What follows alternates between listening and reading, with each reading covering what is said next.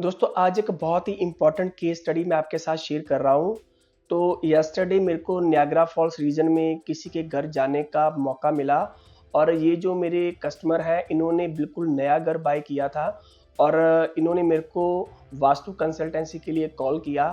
तो कल जब मैं इनके घर में गया तो मैंने क्या पाया कि इनके घर में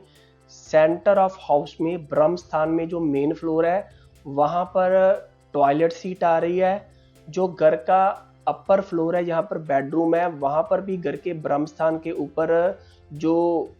प्रॉपर टॉयलेट सीट है और इवन इनके नॉर्थ ईस्ट में ही अपर फ्लोर पे टॉयलेट है और इवन नॉर्थ ईस्ट में ही जो मेन फ्लोर है वहाँ पर किचन है।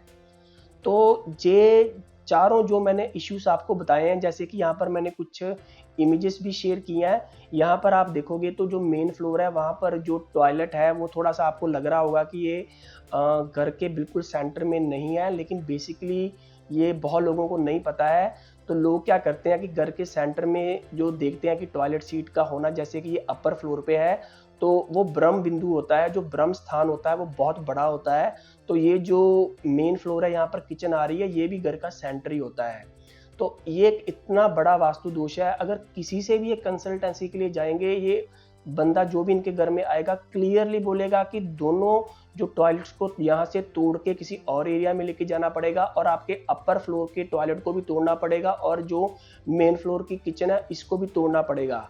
तो जो बंदा पहले नया नया घर लेके बैठा है, दुनिया भर के उसके ऊपर कर्जे चढ़े होंगे या कई तरह के उसने लोन लिए होंगे, तो अगर कोई बंदा उसको ये आके डरा देगा ना कि आप तो खत्म हो जी, आपके तो दोनों फ्लोर ही गए, तो बहुत बड़ा इशू बताएगा। और ये कंफर्म है क्योंकि ये बहुत घरों में मेरे साथ हो चुका है कि लोग क्लियरली इतना डरा के जाते हैं कि बंदे जो घर के मेन ऑनर्स होते हैं रातों को उनको नींद भी नहीं आती है।